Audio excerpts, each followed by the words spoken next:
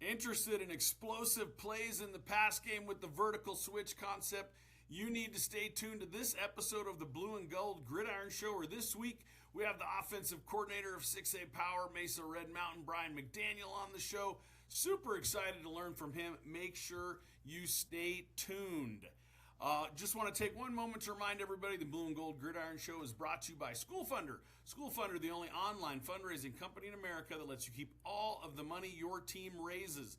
You would never willingly give away 20% of the wins your team earns. Why do coaches all over the state and country willingly give away 20% of their proceeds in fundraiser when you don't have to? Contact the good people at School Funder at schoolfundr.org. Let them know the Blue and Gold Gridiron Show sent you, as it'll help the show. While you're helping the show right now, before anything, push subscribe.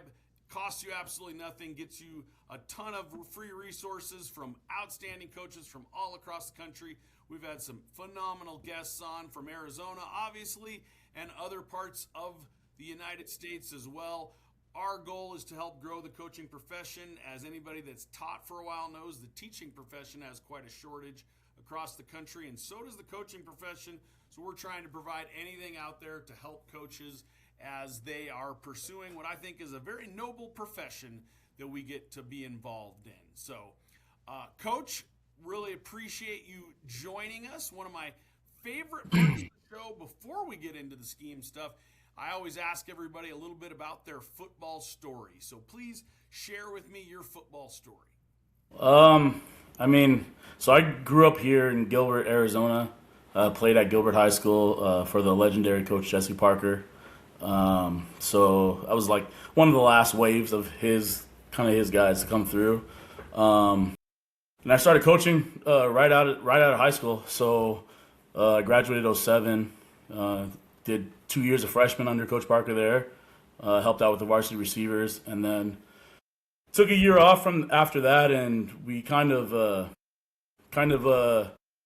just was trying to do the school thing, and then I got a call from Angelo Pafumi, one of my mentors, and he was at Desert Ridge at the time with Jeremy Hathcock. So that was 2010. They needed a wide receivers coach, so I went there, was their wide receivers coach for that season, and it's a pretty cool season. We went to the state championship game, lost to Hamilton by a score, and then again went back to school, tried to finish. So I took another year off, just try to finish school. And that's when Angelo got the job at Skyline, called me up and was like, hey, want to come help me with the offense over here. So it was good. It was a great time. We had a pretty good run. We spent 7 years there. We had a little run in the middle there where I think we were 28-2 in a 3-year, in a regular season span. And so, it's people that know Arizona football, it's not, Skyline's not necessarily a powerhouse to, that you're thinking of. Your guys' success at Skyline was absolutely one of the most impressive coaching feats in Arizona the last 20 years. Unbelievable job, no question. And so, the biggest thing, it was we're coaching with guys that we really like to be around, so it was fun to be there. Then we were let go there. Wasn't gonna coach, and then my buddy called me out of the blue at Westwood and was like, "Hey, you want to come call the offense over here?" Kyle Ide, who awesome dude, one of the best guys to be around. He didn't want to call the offense that year, and this is the day before they left the camp. And so I said, let's meet, talk about it. Like I said, I wasn't gonna coach. I ended up doing it. I spent 3 years there. Our last year was 21. I think we were like 6-4. We were a game away from winning the region there at Westwood. I think we lost to Corona, and then Kyle Ide decided to retire. And it was kind of like I was resigned to. I was just gonna coach freshman football somewhere, like take a year of just kind of the hustle and bustle of varsity football, and then that's when Kyle Enders at Red Mountain got the job. I think early 2022, and I talked to him that spring, and he was looking for an offensive coordinator. And I guess my name came up. He reached out. We linked up, and I think it was we coached against each other for all those years at Skyline and at Westwood, so he kind of knew what we were about. And it was cool. Like, he was looking kind of to revamp his offensive staff, so I had guys that wanted to come, and he was good about that. So it was a good deal. And so, like I said, we just finished up our 4th year at Red Mountain. We've had a pretty good run the last 4 years. You guys have had an outstanding run. And, Coach, I find it really interesting listening to some of your mentors, know some of the same people. I would venture to say you've had a few with Coach Parker and Coach Pafumi that are maybe a little bit old school. Well, and I like that. Yeah. Nothing wrong with that, but definitely coach hard. Yes, that was one of the things that I think me and Enders, we share a unique kind of upbringing in that. Like, he played for Coach Jones, and we're kind of, we're relatively young in the coaching profession. Like, we've been doing it for a while, but same sort of thing. I think we both played for a guy that, hard nosed, tough, and we're gonna get after it and stuff like that. So we kind of shared that background, and so I think that kind of like clicked a little bit. He kind of knew what we were about. Well, Coach Enders, I consider one of the best defensive coaches around. Absolutely. Last summer, really dove in because there's so much great stuff on YouTube. You can watch so many 6A games, and I had a ton of fun watching you guys. You guys had some really cool nakeds and some other stuff watching schematically. I just really enjoyed watching. And shout out to the RMTV presentation. Those guys the best. Are amazing. They're the best. They're literally looks like a small tier ESPN production. Yep. It's really remarkable. It gets better every year. Also, from the stuff they're doing with the sideline and stuff, they're the best. I've really been impressed and enjoy getting to watch those from the preview show to all of it. So they do a spectacular job. Coach, super excited. Love everybody wants to try to make big plays in the vertical game, and excited to learn from you now. So I'm going to shut up, and you'll coach us up. And if I have a question, I will try to chime in, but I will just try to stop and learn. So yeah, look forward to it. For sure. Let me know if I make this big. Will it Yep. mess anything up? You good? That's perfect. Good to go. All right. Let me move this. All right. So for us, when we were running our vertical switch game, it's primarily out of a 2x2 set here. This is like our base way, we would call it, essentially 2x2. It's just a variation of 4 verticals. Everybody, it's probably day one install for a lot of people. We love it just because if you ever watched us play, we like to run the ball. Teams are trying to load the box to stop our run.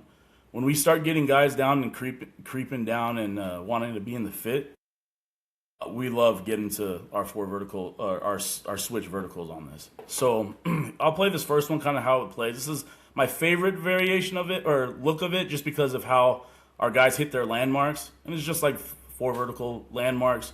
We're teaching these guys, the guys that are on the seam, they're probably about a yard off the hash. The guys that are running up the guys that are the outside guys are running up the bottom of the numbers, essentially trying to give themselves some space for that quarterback to throw the ball. And then we're usually check down, like the backs of the check down at the mic. So I'll play this one through, see if it's going through. There you go. And so this is last season, so it's not this past season, but the year before, 2024. I just like this one. I just like to roll this one just because, when we show it day one, hey, this is how we want to dig. Our guy, the number ones here, get off the ball. And then we're trying to tell them, hey, go through the outside shoulder of whoever that overhang is, and then climb right now. The only thing I would say here is we tell the quarterback, we don't want that ball. He throws this thing like a lollipop. If we're going to hit this thing, same thing and throwing just regular 4 verticals, we want to hit that thing at 18 to 22 on the seams, right? So he just kind of puts it up there, but again, it's wide open, and we love it when we're working. Let me go back here again. If we're working against the middle field closed here, we're telling them, hey, just work seam to seam. Use your eyes, get that guy to move, and just rip it in there. He kind of hangs it up, but if you see, the free safety was so far over to the boundary hash over there, so he throws it to the field. Kind of get away with it being so wide open, being so high in the air, but. Like I said, we're going. If we get a middle field open team, we're usually telling them, "Hey, we're going to work a side and we're going to go inside out on it down to the back." We always tell our guys when we're calling for verticals, like if you get down to the check down, I'll never get mad at you, right? If it's not there, don't force something. So let me play to the next one. Here's a good look at this and the same thing here. We're going 3x1 to 2x2. This is this year against Brophy. And this is kind of the look that we love to run this in. If you see in the boundary over there, they're in man up top. Right? That safety's down in the box, like he wants to be in the fit. His eyes are gonna be bad. So we get a little token fake here, and we just run switch. Now we missed this one. But if you see, regardless of what side he works, we're telling him like you should be working inside out. So the seam to the numbers, like both seam guys here are open. Like this one is a killer, right? And this early on in the season, it's like, wow, we got to hit this one here because that's For you folks watching from out of state, I said this when I had Coach Hanshaw on from Pinnacle and now Seton Catholic. Red Mountain 6A school, open school this year, plays one of the better schedules anywhere around in Arizona, and I would argue maybe even the West Coast. So they're playing dudes week in, week out. Yeah, that's one of those things about our schedule. It's like there's no real weeks off where we're planning on getting guys in. So here's the end zone copy of it. Let me get to this next one, I think. So here's a good one versus the middle field open. They're playing quarters up top, like two cloud here in the boundary. So this is this year. If you kind of look at all it turns into though is just like a covered 2 hole shot. This with our tight end here. We'll tell those guys that are running to the seam, like if you're capped off, we got cap rules. Like if you're capped off, you can bend it to the middle. And then those guys on the outside, if you got the numbers here, if these guys were all to bail, they can drop it out. We lose a guy up top, but the quarterback makes a good ball here. And our tight end can run a little bit for the big kid he is. Yeah, he's scooting. He's a sophomore coach. He's going to be very, very good. But yeah, so I mean, it's good hole shot. Like I said, we can run it versus middle field close, middle field open. It doesn't really matter. But like I said, we really like it when teams are trying to creep. When they give us those like quarter looks where the boundary safeties are creeping into the fit, love it.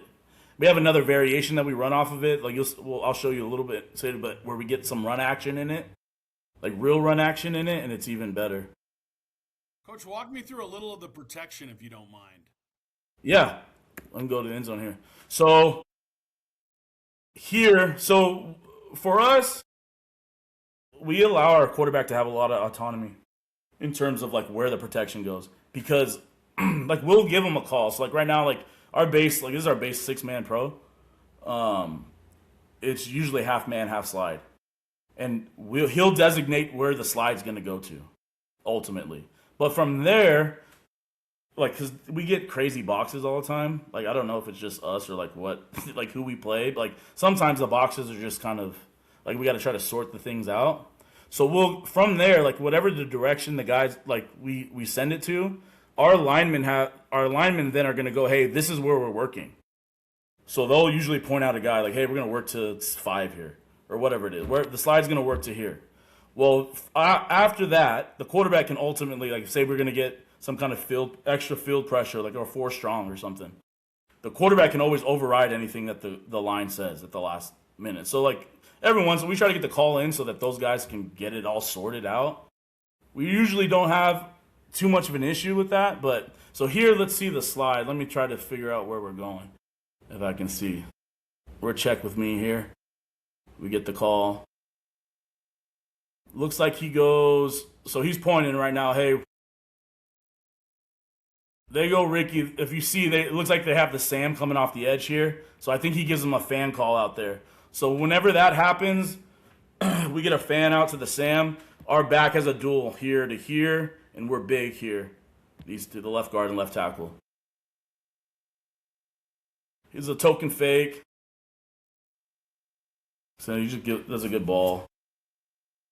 Coach, that's good stuff. But again, I've seen it from the line perspective as well. Oh, it's funny because like I'm a receiver guy, like at heart, like that's what and like I only ever watch anything from the end zone now. My quarterback's coach and receivers coach get mad at me. They're like, we got to see the whole thing, and then our line coaches are like, hey, let us we want to see the end zone. So those times we watch film together, it's a fight. But so here's a good look out of it. Let me see if I can back this up. So we go same thing, 3-by-1. This is a state game 2 years ago. And you can see, like, we're essentially, they're playing quarters. It's just cover zero. It's like blitz. It's blitz coverage with no blitz. So it's nice for us, and they're in man. Again, I just like into the boundary. Again, just that little quick, their eyes are bad. And we hit them for a big one. The token fake, like I said, if we run the way we run the ball, teams are harping on those safety, like those secondary guys, like, hey, you got to get in the fit. Here, you peek for a second, and that kid can run. So I'm always curious, those zero looks when teams don't blitz. And they don't send a pressure? Yeah, we say thank you. Yeah, we're like, thanks for that. I don't know. I don't know. Like I said, it could just be one of those things like they're trying to gap out. They're trying to gap out, play. I don't know. It's like, hey, don't worry about it. We're going to try to stop the run here and everybody else just figure it out on the back end. But yeah, I don't at least send somebody or move. They don't move. So it works out good. Same thing here, the protection wise. We're motioning. Looks like we're sliding to the right. We're big. Center trying to find work. It helps when you got some guys that can run. Like we've been blessed. Like we've had some really good receivers. And then we get guys every year that can run. The biggest thing is here's a good one here. See, we mess up. I don't know if we mess up on the protection. We get a stunt. Our quarterback takes the pop, but he gets a good ball. It's completed here. If you see up top, that guy sits it, like he could sit it down. And we talked about this earlier in the game. Like he could sit that thing down up at the sticks. Red Mountain, Mountain View, incidentally, is one of my favorite rivalry games because obviously everybody gets some transfers in the Valley now. Yeah. Both you guys are really, for the most part, fairly homegrown, and it's such an intense game. Even as I'm preparing, if I catch that on RMTV later in the weekend when I'm done on Sunday, I'll make sure to watch that one because it's always fun to watch. Yeah, it's always a good game. Well, that's a good ball there. Let me see if I can get to. Here's one where we actually hit the bender. So he's capped off. This guy in the boundary is capped off, so he bends to the middle. Quarterback puts it in. This is last year.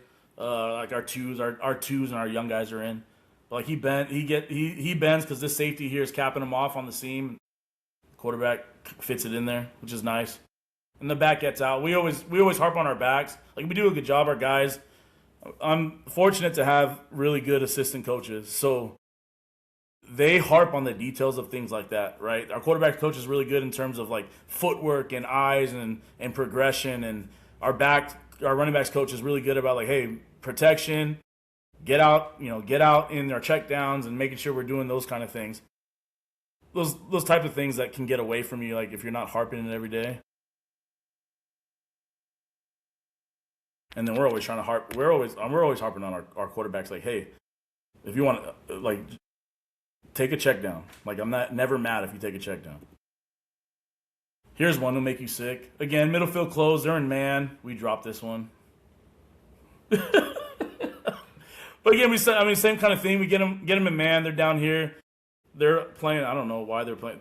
I would probably cheat over to the kid that is an all-state receiver going to Air Force, rather than the other side, but he drops the ball anyway, so works out for them. Here's one versus Williamsfield, same kind of look, man.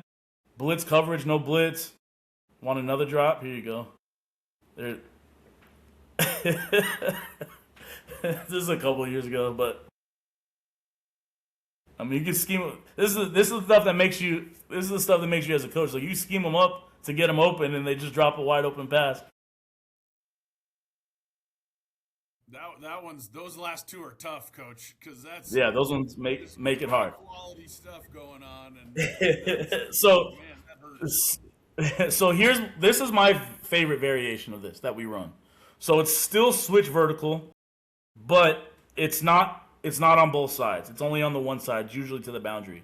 We run it off our power read look. Okay, so this one is like our power read, like same side power read, but we pull linemen.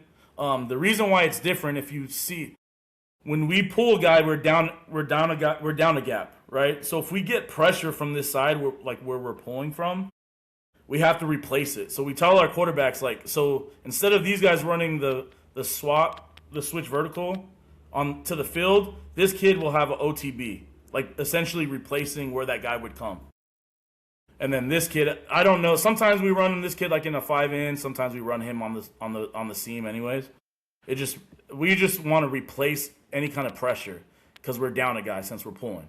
So we always tell that guy, you'll see from the end zone, our quarterback's kind of peeking on one of them, like he's looking to see if he's getting pressure from that B gap on the backside, so that he can replace it before his eyes get back to the swap seam. So here's one. We pull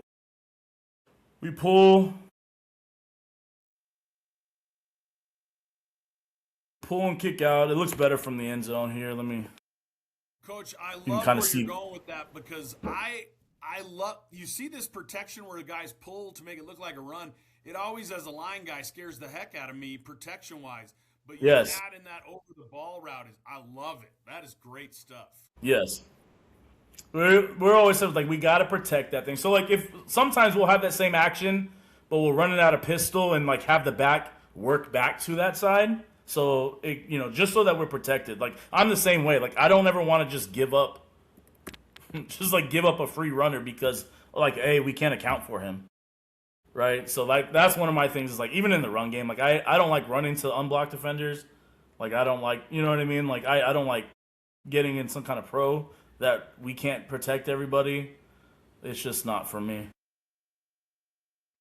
So that one is out of, like, our same side power read. So here's a good one if you run just traditional power read. Kind of looks the same. The guard's pulling. I'd rather him be a little bit thicker, like hit it like it's a run, and then kind of just anchor. And then the back should be on a check down here into the flats. But we hit this one against Mesa early. Again, the action, if you see it, this is the action this is where it makes the difference here.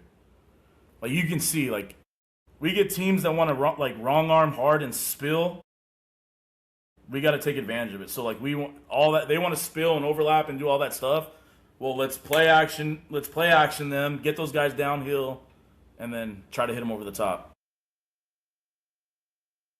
And a lot of this stuff, I mean, comes from, like, if you watch our defense, our guys are downhill, spill, show up all the time. So a lot of the stuff is born out of that. So here's our semifinal run. This is the same kind of look. So we're running that like speed option power read look into the boundary against them. Now we're gonna like crack replace it, like, and we're just gonna run the seam right by the guy for a score here. Same sort of look. Like we had hit them with that little speed option look, that little power read, same side power read, like 3 times before this. The little pitch one, the little toss read action. Yeah. So we just do it. So how we do it in the run, so it looks the same. So we will crack with number 1 on the safety, arc to the corner, and then we read this guy. Same thing. So like we get these teams that want to spill it. So as soon as they get down, that guy's heavy. Well, we just don't even block him. We just pitch the ball and let him run. And so then now these guys are all wanting to show up in the run, and we just do this and run by them. We get lucky here because we missed the back block. They had their D-line this year. Their D-line was, I mean, it's the best D-line I think until we played Liberty this year that we had played. These guys were all studs up front. Don't get me started on that Liberty D-line because they were something. But yeah, so this is, like I said, this is my favorite way to run it. We ran it. This is this year against them. Same look. They're in man up top. We just kind of win right off the ball. Better pro here, though. Flop her back to it. Big arms. And we'll run this kind of variation out of a 3x2. So we'll run it with the 3-man. This just ends up being like double post wheel. But yeah, so that's one of these teams. Like, we get teams that want to play quarters in the boundary. And we're back to the top here. We play quarters down in the boundary with that boundary safety is in the fit. Run vertical switch on them. Coach, fantastic stuff. You when we were talking off the air, and I don't want you to give away any trade secrets, but you said if we had some extra time, you had a concept that was 12-18 efficiency-wise in third and long. Yeah. I've coached 26 years. I haven't had anything even close to that. We laugh about it. I could show you. I mean, I could pull that stuff up, Coach. We laughed about it. Like, there's no way. Like, our defensive guys were like, you guys hit this thing all the time. Like, yeah. I mean, we just start calling. I think we just started. No one has that kind of efficiency. It was crazy. Let me pull this thing up.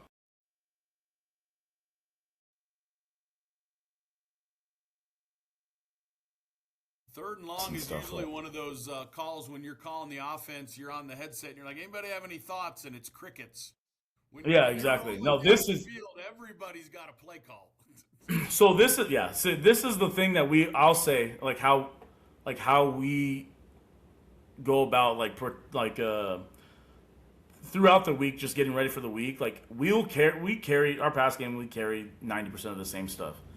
As the week goes on, like, all we do is try to figure out versions to hit different versions to run this, essentially. And the kids know that, like, on Wednesdays when we have third downs and we got our third and long, so this is gonna come.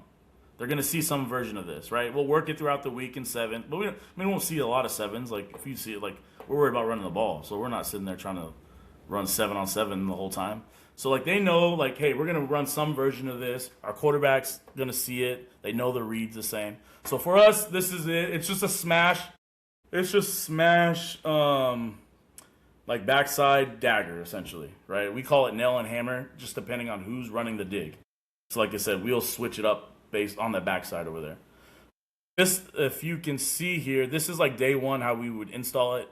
And, again, like, this came from part of, like, you get the 3 high safety teams. Like, we run a little bit of that defensively on our own. We see Highland who runs it. We saw Liberty who runs it. The Pinnacle ran it a couple years, like, for, a couple years back we played them. So it's one of those things like, hey, came out of that. Like, how are we going to stress these guys on the back end? On third and extra long, we know they're going to play that 3 deep, 4 or 5 under type stuff, right? So this is we call it smash nail. So we actually are reading this smash, and we'll run it out of empty, like 7-on-7 times. Like, in the summer, we'll run it out of empty. They'll just run smash over here. He'll run a hitch. The back will be out there.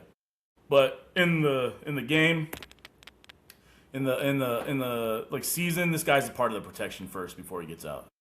We just still call it smash. Let me see. Go to the next.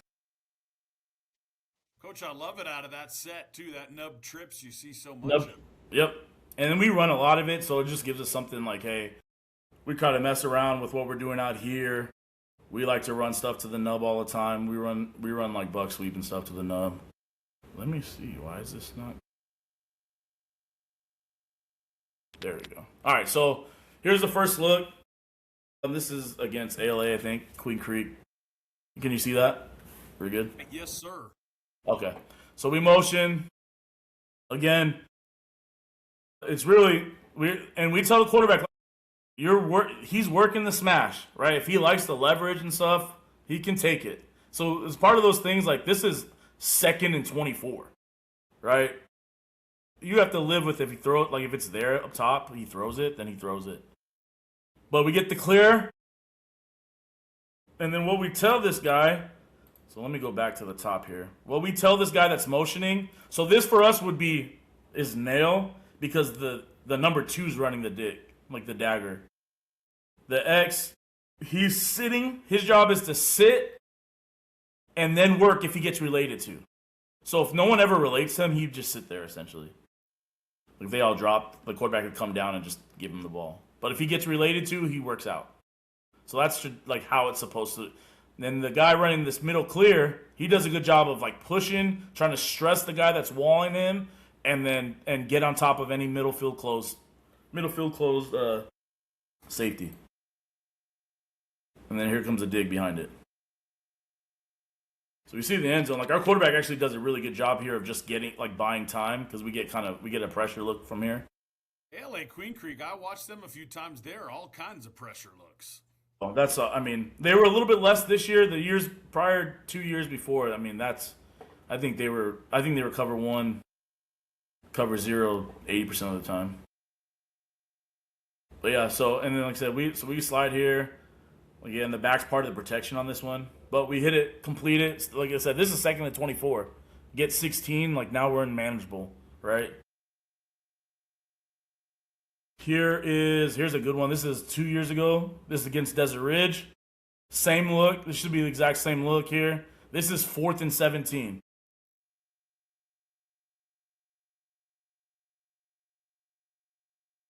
And I think the biggest part of it is like when we motion this guy, it like just gives us leverage on the corner. Like these guys now are out here, outside of us, and then we can just run away from them. But yeah, good again. 4th and 17. I mean, it's a good pickup. Here's early on this season. You know, 3rd and 14. We're struggling. It was a windy night. This quarterback we have here doesn't have the strongest arm, so like, but he was comfortable with this. We repped it all summer, and we hit it. And so these are all the same look. Let me see a different version of it. This is against Brophy, same thing. I mean, this is crazy, Coach. I'm telling you. Like every time we ran this thing. So here's one we don't motion. I think he forgets the motion. But we tell him if we don't motion, the number 1 has a snag. Like he's essentially running at the stem. He's going to sit it down at the stem of number 2. And then the same rules apply. So if we didn't motion, this kid would run in here and sit down. And then work out if he gets related to. Just the same thing. Try to hold that kid. Coach, is this a concept you called in other situations, or is this... No, we'll call it... I mean... We'll call it every once in a while. I'll throw it in like a first down or something. But like, no, it's probably like, hey, we're getting, it's 3rd and super long, 2nd it's super long. Like, I think there's one in here that we call like on a first down. This is the first down one. So this one's a little different. So now we're in a 3-by-1. We're not in a nub anymore. We're flex, like our Trey flex. This is our tight end. He's got the clear now. This guy still, now number 1 still got to sit, but now it's the different guy running it. It's our H. Our number 2. And over here, he's got like a circus 7. He takes forever, but our back does get out. But here it comes. 1st and 10. So we take that. Take it. Like I said, if you're ever... I think the situation for us here is we were down here at Queen Creek this year. And so we were trying to put a drive together. So we needed a big first down play to move the ball.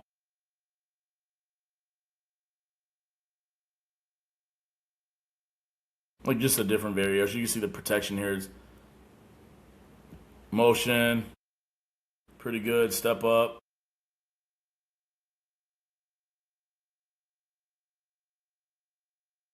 Good clean pocket by those guys up front too. Yeah, we did a pretty good job for the most part. And then our back here,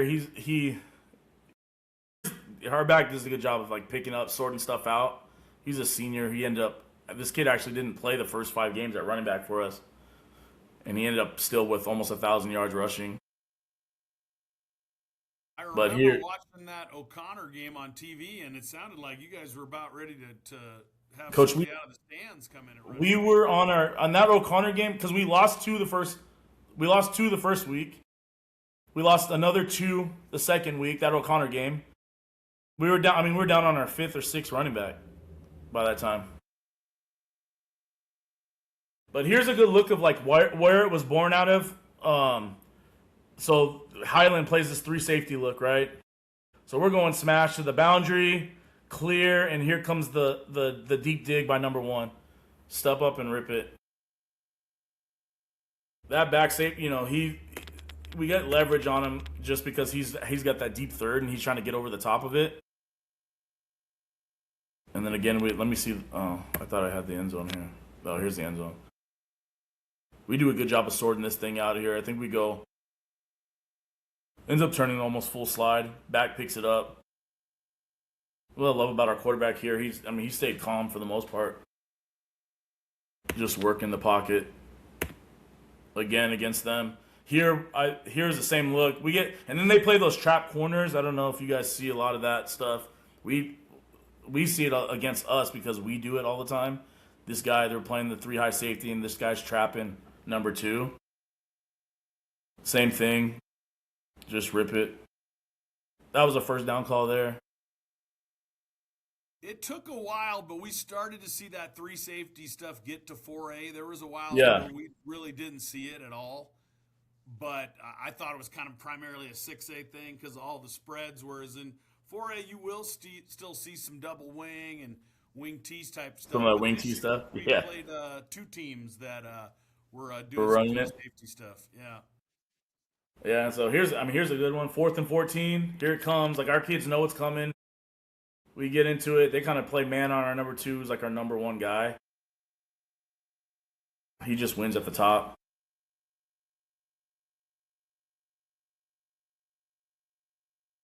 I'm telling you, Coach, it's crazy how many times we hit this thing.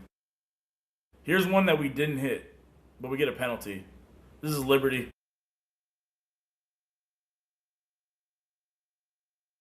They call holding on him up top. I just wish we would have won better at the top. Same kind of thing, though. Like, we thought, hey, we're going to get some kind of... They're just in man. We get lit up in the back end.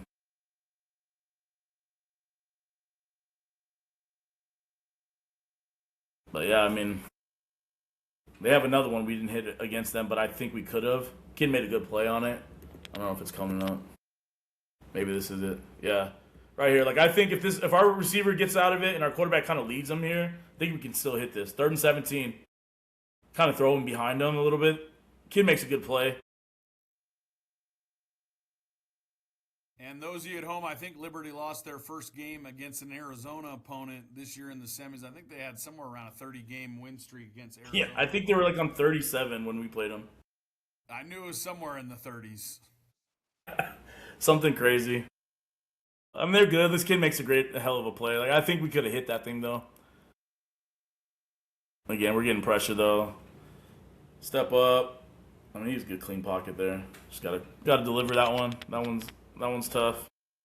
I don't know what. Oh, and then this one here. So here's one where we're talking about, like, you got to live with it if he takes the smash. Like, if he takes the corner. Like, I see what he says. They send the corner here after the motion. And you see the end zone. He sees the safety move to the middle of the field on the motion. So I think he thinks he's going to have leverage here to throw it. If our tight end probably flattens it out, it'll be there. But he does put it in a good spot. That kid just makes a great play. I personally love his read. Oh, yeah. That's what I said.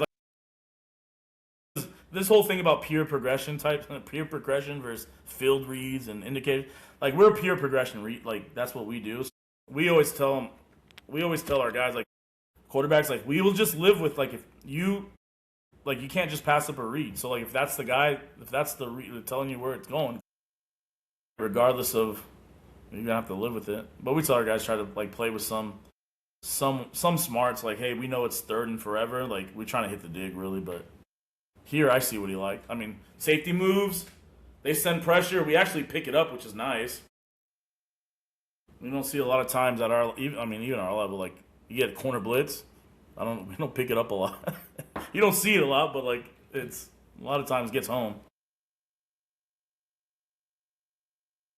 Yeah, kid makes a good play. So that's about it. That's kind of really, like, what I'm not sure. I think this is another one I think we could have hit. So these are, like, the 3 incomplete. We could have hit this one here.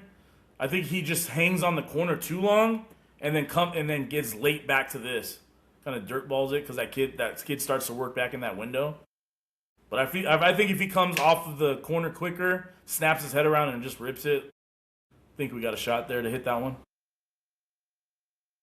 Well, Coach, anytime you're in 3rd and long and you have that kind of percentage of efficiency, it's big-time stuff. So I really, really, really want to thank you. I learned a ton. I enjoyed the heck out of that. I always For sure. I've complimented the 6A coaches in Arizona. They do a really amazing job. I love getting to talk with all our Arizona coaches. I've had the privilege of coaching in Arizona, just finished up year 26, and Arizona's got some great football players, some great football Absolutely. coaches, and appreciate learning from you, and really enjoyed hearing a little about your story and some of those guys that you got the opportunity to play under and coach with. And I wish you guys continued great success with the Red Mountain Lions roar. So thank you so much for joining Absolutely. us, Coach. Thank you, Coach. I really appreciate it. Absolutely. And we'll see you next time for another edition of the Blue and Gold Gridiron Show.